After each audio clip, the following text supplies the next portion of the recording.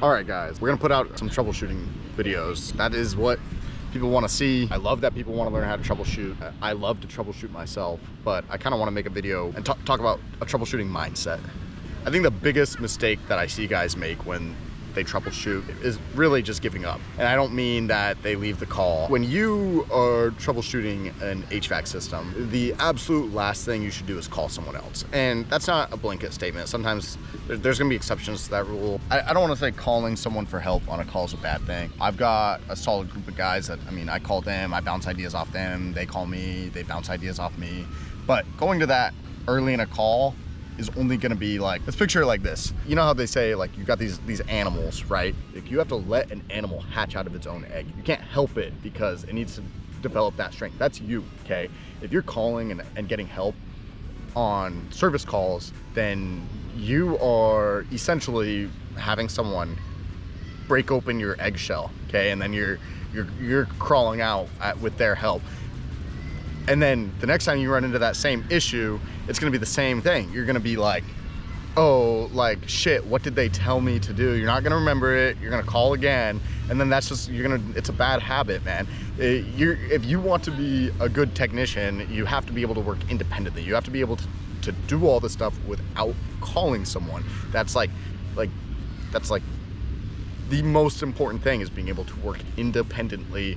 No help, maybe some internet help now and then. Maybe you get the service manual pulled up, depending on what kind of equipment you're working on. But you have to be able to do all that stuff without having another person that is walking you through it, okay? You shouldn't be on the phone with tech support. Lay down, Raina. Raina, lay down, thank you. You shouldn't be on the phone with tech support on all these calls. You should be able to figure all this stuff out. Like, that is, if you really think you're gonna work efficiently and you're calling tech support all the time, you're calling your boss, you're calling your service manager, you're calling your coworkers, like, they're not gonna be able to work efficiently, you're not gonna be able to work efficiently, you're gonna be like, why the hell can't I diagnose all this stuff? And it's because you developed a bad habit, okay? And that bad habit is calling for help. Like I said, like, sometimes the right thing to do is call someone. So this is not a blanket statement, but for the most part, you shouldn't be doing that.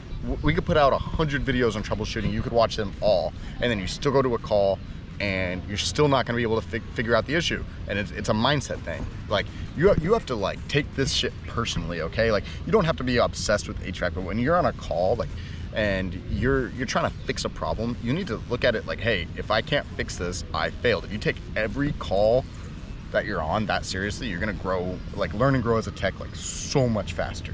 If you're an HVAC technician, a service tech, and you're struggling to diagnose this stuff, I think the biggest thing, especially if you have several years of experience, or, you don't have to have several years of experience to do well at service, but if you have 5 years, 8 years, 10 years of HVAC experience, and you're still struggling on the service side, you gotta fix up here, man. Like, if you're calling your service manager every day when you're on these calls, this is a you problem. And if you're like, hey, my boss isn't training me, guess what?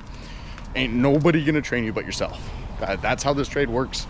If you're wanting to be spoon-fed to get better at HVAC, and you're like, hey, how do I solve this problem? No, like, that's just not gonna happen, man. Like, so keep that in mind as we start posting these troubleshooting videos. We're laying some groundwork here, but at the end of the day, like, I can't teach you how to troubleshoot. You got to teach yourself. So HVAC install, it's like this.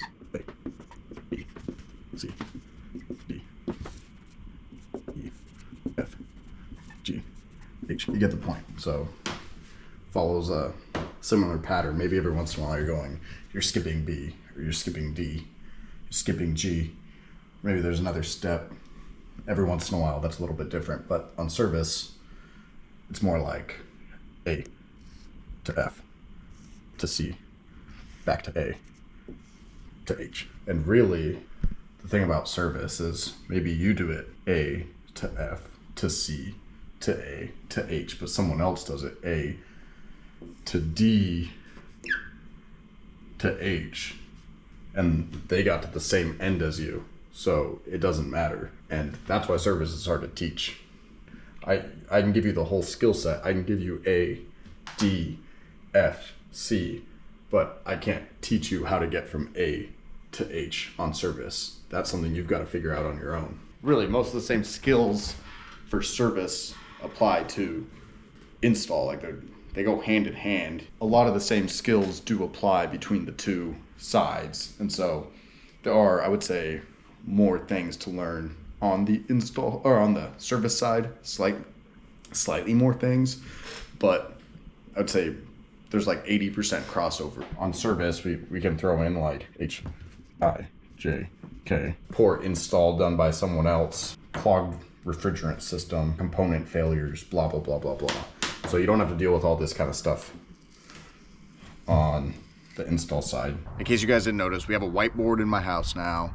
I'm planning on doing weekly troubleshooting videos, and if you guys have specific things you want to see, we're probably going to start on the electrical side more than the we'll try and touch on everything. Yeah, so but if you guys have specific topics you want us to make videos on, I'm not going to lie to you guys and say that I mean, once again, it's like the imposter syndrome thing, guys. Look, I'm great at troubleshooting stuff, but sometimes articulating it isn't the easiest thing. So any feedback you guys can give me, anything that you guys, but like if you guys want to see specific things, or if you guys want me to explain something differently, this is just free knowledge. This isn't going to go behind a paywall. This is like, I mean, if we can help a couple new techs get a little bit better at troubleshooting, that'd be awesome. So yeah, guys, if you want to see more troubleshooting videos, I'm going to start doing one once a week. So if you want to see them, subscribe. If you're struggling with troubleshooting, fix your brain, man. So you can, I think anybody can do it. Not everybody's built for it, but I think anybody can. So yeah, I didn't know anything. I was the least mechanically inclined person you've ever met in your life before I got into HVAC. I was scared of heights. I couldn't go on ladders. I could probably count like on one hand the amount of times I'd used a drill in my life. So, and I got into HVAC, and I would say like now I'll work on anything. I mean, I fix my neighbor's water heater. I'll help people just with random shit. I'll work on our work vehicles, and so like, man, like this is the kind of stuff like I never worked with my hands. I never did anything. I wasn't built for this, but I changed. If I can do it, you can do it. So let's fucking go. Let's get. We'll start putting out these videos. If you have something specific you want to see, drop a comment, and yeah, let's learn and grow together, guys.